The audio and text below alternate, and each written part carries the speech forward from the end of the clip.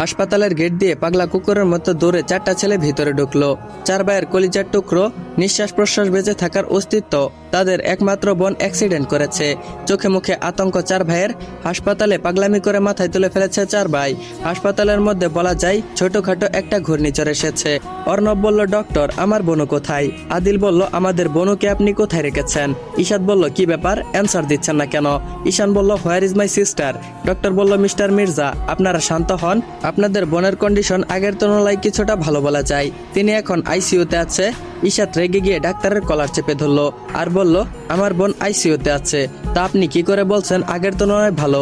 যদি আমার বোনের কিছু হয় তাহলে আপনাদের একজনকেও এই হাসপাতালে রাখবো না, আপনাদের হসপিটালও আমি বন্ধ করে দেব। অর্ণব বলল, ঈশাদ কি করছিসটা কি? ডক্টরের কলার ছাড়, আমাদের বোনের কিছুই হবে না। বাকি 3 ভাই অনেকটা দস্তাদস্তি করে ঈশাদকে ছাড়ালো। ওর রাগে কপালের রগগুলো ফুলে উঠেছে। ঈশান বলল, আমাদের বোন কোথায়? নার্স বলল, আসুন আমাদের সাথে আসুন। আইসিইউ এর সামনে নীরব চোখে পানি ফেলছে 4 ভাই। যে বোনের গায়ে একটা ফুলের টোকা পর্যন্ত পড়তে দেয়নি, সে বোন আজ জীবন মরণের সাথে লড়াই করছে। হাত পায়ের বিভিন্ন জায়গায় ব্যান্ডেজ, মুখে অক্সিজেন মাস্ক। ছোট বোনটার এত কষ্ট পাচ্ছে, যার গায়ে একটা মশা বসলে 4 ভাই পাগল হয়ে যায়। কিভাবে কি করবে? সামান্য একটু ব্যথা পেলে ভাইদের জান বেরিয়ে যায়। সে বোন আজ একাই মৃত্যুর সাথে বাজি ধরেছে। সে নিজেও জানে না সে জিতবে নাকি হেরে যাবে। আদিল বলল, ভাইয়া আমাদের বোনু কি আমাদেরকে ভাই বলে ডাকবে না? ও আমাদের সাথে কথা বলছে না কেন? বোনু কি জানে না ওর সাথে কথা না বললে আমাদের ভালো লাগে না? অর্ণব বলল, শান্ত হ আদি, আল্লাহর উপর ভরসা রাখ, তিনি যদি এই এতিমদের উপর দয়া করে। অর্ণবের বুক ফেটে চিৎকার আসছে, কিন্তু ওকে তো কাঁদলে হবে না। ও যদি কাঁদে, ও হলো সবার বড়। আজ যদি ও ভেঙে পড়ে তাহলে বাকি 3 ভাই তো চোখে অন্ধকার দেখবে। তাই ঠোঁটে ঠোঁট চেপে অন্যদিকে মুখ করে রেখেছে। চেয়ারে বসে মুখ ডেকে ডুকরে কাঁদছে ঈশান। ওর সাথেই সারাক্ষণ ওষার লেগে থাকতো। ঈশাদ নিশ্চুপ হয়ে একদিনে আইসিইউর বাইরে থেকে দাঁড়িয়ে বোনকে দেখছে। চোখের পাতা গড়িয়ে 2 ফোঁটা ননজল গড়িয়ে পড়লো। তখনই আইসিইউ থেকে ডক্টর বের হয়ে তাদের সামনে এলো। আদিল বলল, ডক্টর আমার বোনের কন্ডিশন কেমন?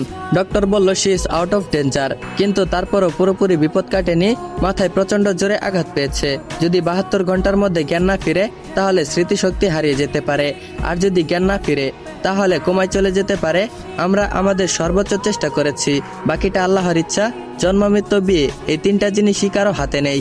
আল্লাহ যদি চাই তাহলে উনি সম্পূর্ণ সুস্থ হয়ে যেতে পারে, সেটা তার ইচ্ছা।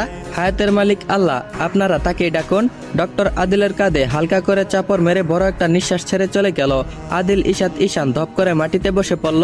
অর্ণব নিষ্পলক চাহনিতে তাকিয়ে আছে। বাবা মা মারা যাওয়ার পর ঠিক যেমনটা নিঃশ্বাস লেগেছিল আজ ঠিক তেমনটাই লাগছে। ঈশাদ বলল, আমাদের বোনও কি ভালো হয়ে যাবে ঈশান? ঈশান বলল, আল্লাহকে ডাক ভাই, তিনি সবকিছু ঠিক করে দিবে। আমাদের আর কিছুই চাই না, আল্লাহ যেন আমাদের বোনটাকে ভিক্ষা দেয়, এই এতিমগুলোর উপর একটু রহমত করে। আমাদের এত ধন দৌলত কোনো প্রয়োজন নেই, তার বিনিময়ে আমাদের বোনটার জীবনটা ফেরত দিক। আদিল বলল, সবসময় কি আল্লাহ আমাদের প্রিয় জিনিসটাকে নিয়ে যায়? বাবা মাকে হারিয়ে অনেক কষ্টে বেঁচে আছি, এখন বোনটাকে ছেড়ে আমরা কি করে থাকবো? হে আল্লাহ, একটু রহমত করো এই অধমদের উপর। আমরা তো তোমার 5 ওয়াক্ত ইবাদত করি, আমাদের কথা কি শুনবে না? আমাদের বোনের জীবনটাকে ভিক্ষায় দিয়ে যাও। ঈশাদ বলল, আমাদের ওকে ছাড়াটা একদমই উচিত হয়নি। আগে যদি জানতাম ওকে কখনো একা ছাড়া তো দূরের কথা, চোখের নজরেও হারাতাম না। আসরের আজান হচ্ছে। 4 ভাই পাথরের মতো বসে আছে আইসিইউর বাইরে। অর্ণব বলল, চল আসরের নামাজ পড়ে আসি। ঈশান বলল, ভাইয়া আমাদের বোনু। অর্ণব বলল, বোনকে আল্লাহ দেখবে, নামাজ পড়ে আল্লাহর কাছে ওর জীবনটা ভিক্ষা চাইতে হবে তো, না চাইলে তিনি দিবে কিভাবে? উনি হয়তো আমাদের দোয়ার অপেক্ষা করছে। আমাদের দোয়ার উসিলায় এবং আল্লাহর রহমতে যদি আমাদের বোনটা ঠিক হয়ে যায়। ঈশান বলল, আমি যাব না ওকে ছেড়ে কোথাও, আমি এখানেই নামাজ আদায় করে নিব। আমরা সবাই যদি বোনকে ছেড়ে চলে যাই, যদি আমাদের সাথে অভিমান করে ও না ফেরার দেশে চলে যায়, তখন আমরা ওকে কোথায় পাবো? আদিল বলল, এসব কথা বলবি না শান, খুব ভয় করে।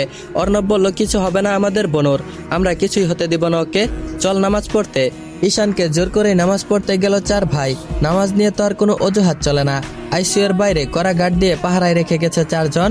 হসপিটালের মসজিদে নামাজ আদায় করতে চলে গেল মির্জা বংশের 4 ছেলে। বড় ছেলে অর্ণব মির্জা, মেজো আদিল মির্জা, সেজো ঈশাদ মির্জা, আর সবচেয়ে ছোট ঈশান মির্জা এবং তাদের অর্ধেক প্রাণ একমাত্র বোন উষা মির্জা।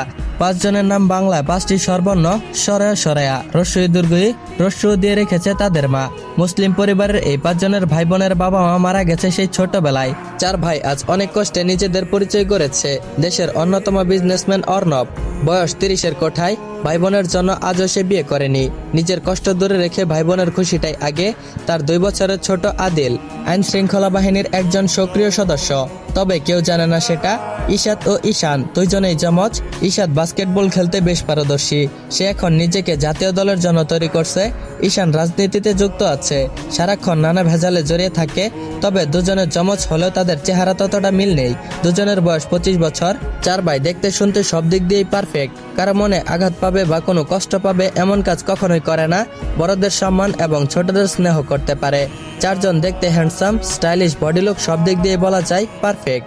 ওদের একমাত্র বোন ওষা, 20 বছর বয়স, এবার অনার্স ভর্তি হয়েছে। ভীষণ মিষ্টি, লাজুক ও মিশুক স্বভাবের মেয়ে। মনের মধ্যে হিংসা নামক বস্তুটা নেই।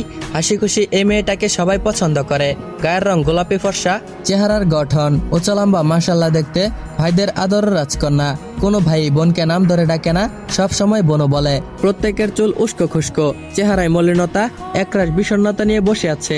সারা সময়ে এক ফোঁটা পানীয় পান করেনি 4 ভাই।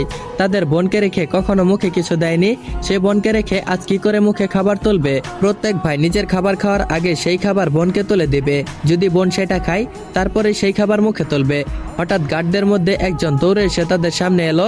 তার নাম অরূপ। অরূপ এসে ওদের 4 ভাইকে যা বলল তা শুনে তাদের মাথায় যেন আকাশ ভেঙে পড়ল।